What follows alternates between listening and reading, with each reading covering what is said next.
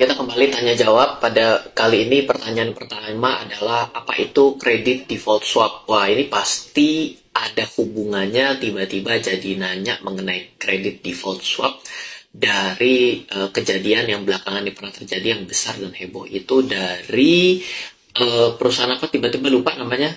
Ini terjadi dari Credit Suisse ya. Jadi Credit Suisse itu di 7 Oktober itu ada mengalami penurunan ya. CDS Credit Suisse turun karena kegelisahan gitu ya. Jadi artinya banyak yang bertanya-tanya sebenarnya credit default swap itu apa. Jadi kalau mau gampangnya credit default swap itu adalah seperti asuransi gagal bayar gitu. Jadi kalau misalnya kita ya, misalnya contoh jangan yang susah dulu ya. Misalnya ada orang saling melakukan pinjam meminjam, saya minjemin ke orang lain gitu ya. Berarti satu kemungkinan yang terjadi adalah orang itu tidak ngangsur dan tidak ngembaliin uang saya. Nah, saya dengan pihak ketiga meminta untuk mengasuransikan si orang yang meminjam uang kepada saya.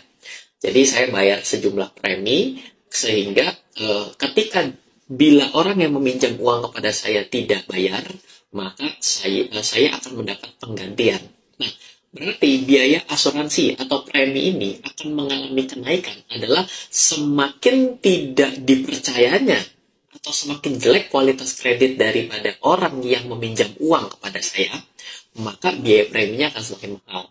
Tapi semakin bonafit orang yang minjam uang, maka biaya preminya akan semakin rendah. Nah, Credit Suisse itu adalah salah satu bank yang paling aman boleh dibilang. Nah, ketika ini terjadi pada bank Credit Suisse, ini akan membuat orang jadi mulai tambah takut gitu ya. Negara paling aman, negara yang terdiri dari semua tempat yang non-blok ada di sana, lalu juga secara uang disimpan di sana paling aman. Ini tiba-tiba mulai ragu orang.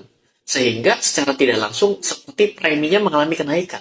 Secara tidak langsung membuat orang jadi takut, menjadi khawatir. Karena yang paling aman aja mulai nggak aman, apalagi yang nggak aman, tambah hancur dong kan begitu ibaratnya. Ya, jadi semoga penjelasan kali ini mengenai credit default swap cukup menjawab, tapi gampangnya adalah biaya asuransi terhadap kegagalan bayar. Mungkin gampangnya seperti itu.